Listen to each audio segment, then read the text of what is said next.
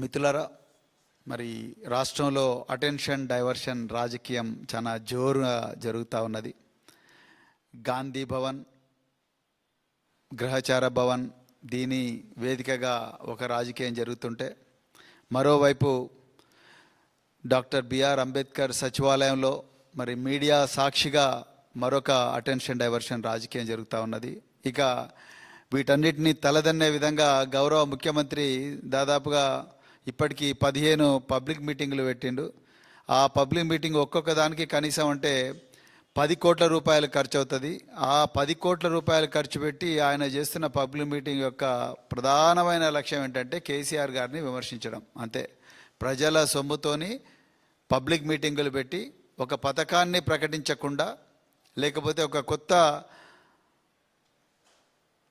నిర్మాణానికి అంకురార్పణ చేయకుండా వారు కేవలం మరి కేసీఆర్ గారిని, కేటీఆర్ గారిని, హరీష్ రావు గారిని తిట్టడమే, బీఆర్ఎస్ పార్టీని తిట్టడమే ధ్యేయంగా పెట్టుకొని మరి పబ్లిక్ మీటింగ్ పెడుతున్నారు రేవంత్ రెడ్డి గారు. అయితే ప్రధానంగా ఈరోజు సమావేశం కళ్యాణ లక్ష్మి షాదీ ముబారక్ మీద నిన్న గౌరవ మంత్రులు,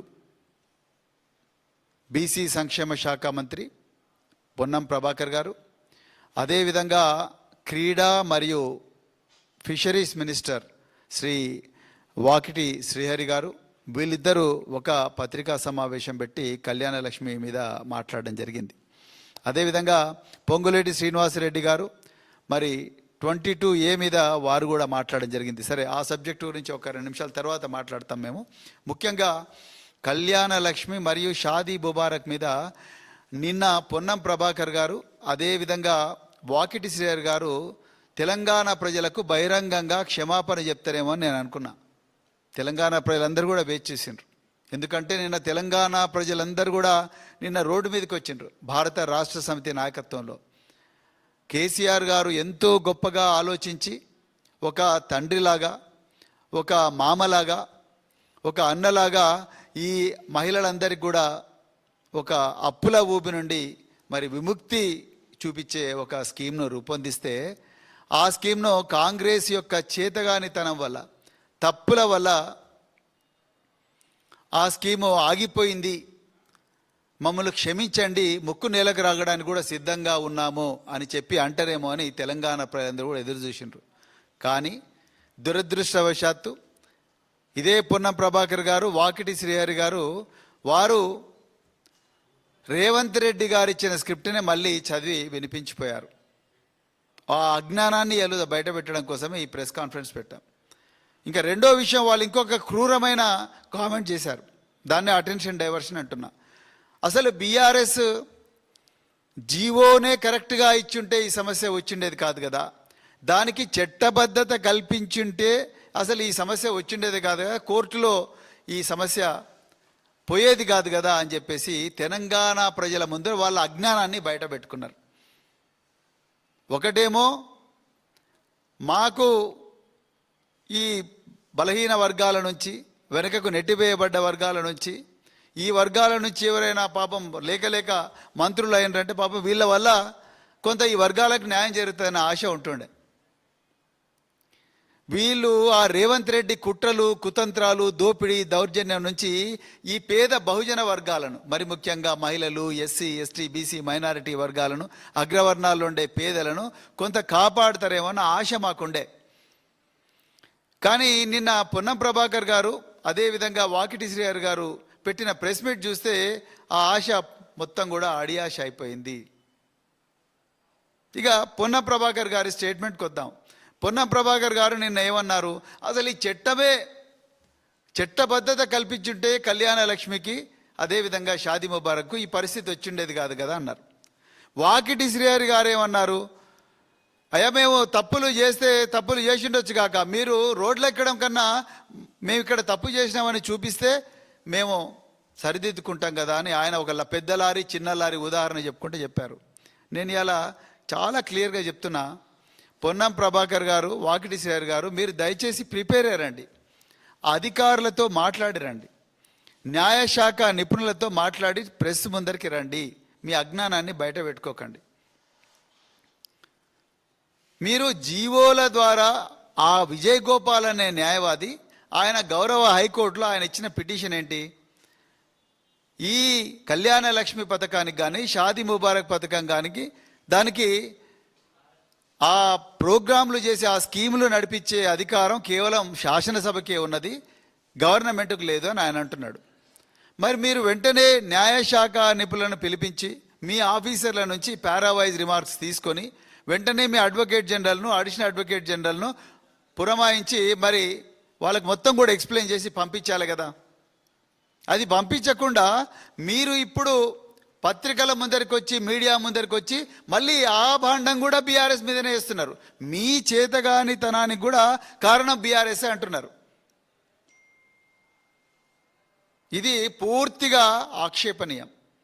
మీకు దమ్ముంటే మంచిగా పాలన చేయండి, మీకు దమ్ము లేకపోతే మా వల్ల అయితే లేదని చెప్పేసి ఇప్పుడు వాకిటి శ్రీహరి గారు చెప్పినట్టుగా బీఆర్ఎస్ పార్టీకి అప్పగించండి, మేం చేస్తాం కదా. ఇప్పుడు జీవోలు సరిగా లేవు కాబట్టి చట్టబద్ధత కల్పించాలంటున్నారు. అసలు మీరు చదువుకోవాల్సింది ఏందయ్యా అంటే, ఈ దేశంలో స్వాతంత్రం వచ్చినప్పటి నుంచి, రాజ్యాంగం అమల్లోకి వచ్చినప్పటి నుంచి, నవంబర్ 26, 1949 నుండి రాజ్యాంగం అమల్లోకి వచ్చినప్పటి నుండి ఈ దేశంలో 90% ఆఫ్ ద స్కీమ్స్ జీవోల మీదనే నడిచినాయి, ఇంక్లూడింగ్ మీ మహాలక్ష్మి స్కీమ్, ఇంక్లూడింగ్ మీ గృహజ్యోతి స్కీము. ఇప్పుడు మీ రేవంత్ రెడ్డి 1,50,000 కోట్లు ఏదైతే దొంగదారిన దొబ్బాలని చూస్తున్నాడో ఆ మూసీ రివర్ డెవలప్మెంట్ కార్పొరేషన్ కూడా జీవోల ద్వారానే వచ్చింది. మీరు ఇచ్చిన 6 గ్యారంటీలకు మరి చట్టబద్ధత తీసుకొచ్చిండ్రా? లేదు కదా. పిఎం కిసాన్ జీవోల ద్వారానే వచ్చింది. ఈ దేశంలో, ఈ రాష్ట్రాల్లో జరిగే ప్రతి సంక్షేమ పథకం కూడా జీవోల ద్వారానే వస్తుంది. దానికి మూల కారణం ఏందయ్యా అంటే ఆర్టికల్ 162. తెలియకపోతే తెలుసుకోండి. 162 అధికరణం రాజ్యాంగంలో ప్రభుత్వాలకు విపరీతమైన అధికారాలు ఇచ్చింది. ప్రతి దానికి కూడా శాసనసభకి పోవాల్సిన అవసరం లేదు,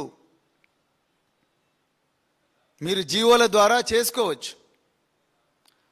ఒక్కటే మీరు తీసుకోవాల్సిన జాగ్రత్త ఏంటయ్యా అంటే, మీరు ప్రతి సంవత్సరం కూడా ప్రజల నుంచి ఎన్ని పన్నులు వసూలు చేస్తున్నారు, ఆ వసూలు చేసిన పన్నులు ఖజానాల్లోకి ఎట్లా వస్తున్నాయి, ఆ ఖజానాలో ఉన్న డబ్బులను ఏ విధంగా ఖర్చు పెట్టాలి అన్న విషయాన్ని బడ్జెట్ రూపంలో మీ ఆర్థిక శాఖ మంత్రి కానీ, మీ ముఖ్యమంత్రి కానీ, లేకపోతే మీ ద్వారా గవర్నర్ కానీ ఎవరు ప్రవేశపెట్టినా శాసనసభ దాన్ని ఆమోదిస్తే చాలు, మళ్ళీ చట్టాలు చేయనవసరం లేదు. అది వెల్ఫేర్ కావచ్చు, లేకపోతే ఇంకేవైనా కావచ్చు, విద్య కావచ్చు, ఇంకేవైనా కావచ్చు.